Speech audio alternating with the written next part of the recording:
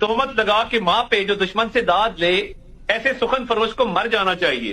तो शर्म से डूब मरना चाहिए ऐसी बात पे। तो जब वाजपेयी साहब ने इस बात का गिला किया कि जनाब देखें, एक तरफ तो लाहौर डिक्लेरेशन हो रहा है और दूसरी तरफ जो है वो कारगिल का वो मिस एडवेंचर करके मेरी पीठ पर छुरा घोंपा गया।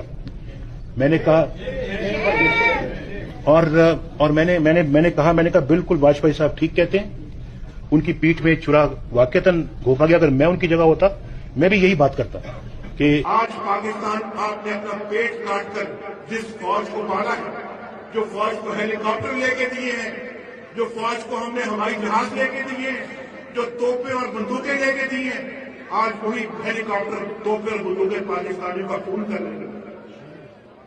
समाज में क्या हो रहा है, इन कबायली इलाकों में क्या हो रहा है? बलोचिस्तान में अकबर बुट्टी को मार दिया गया, बालाश मरी को मार दिया गया।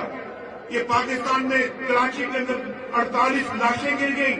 जिस दिन 48 लाशें कराची में गिरी, उस दिन रात को मुशर्रफ ने इस्लामाबाद में जलसा करके इस तरह से सब पूरी कौम के सामने अपने ये बाजू ऐसे करके दिखाए थे कि देखो मैं सबसे ज्यादा ताकतवर हूं।